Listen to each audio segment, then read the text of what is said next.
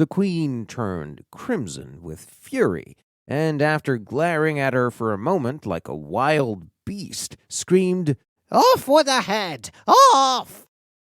"Nonsense," said Alice, very loudly and decidedly, and the queen was silent.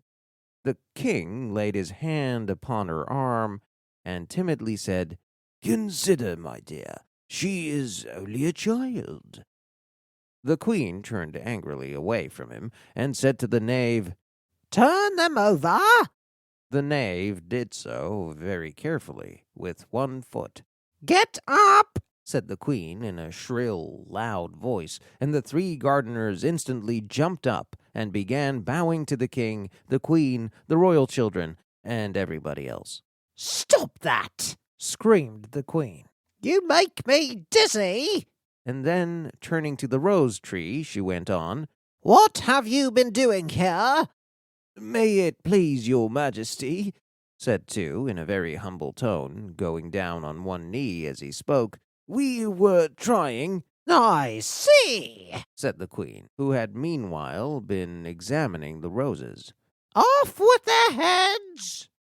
And the procession moved on, 3 of the soldiers remaining behind to execute the unfortunate gardeners, who ran to Alice for protection. "You won't be beheaded," said Alice, and she put them into a large flower pot that stood near. The 3 soldiers wandered about for a minute or two, looking for them, and then quietly marched off after the others. "Are their heads off?" shouted the queen. Their heads are gone, if it please your majesty," the soldiers shouted in reply. "That's right, it does please me," shouted the queen. "Can you play croquet?" The soldiers were silent and looked at Alice, as the question was evidently meant for her. Yes," shouted Alice. "Come on, then," roared the queen, and Alice joined the procession, wondering very much what would happen next.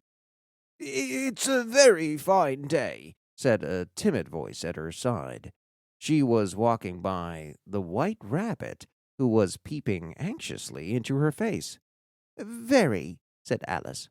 "Where's the Duchess?"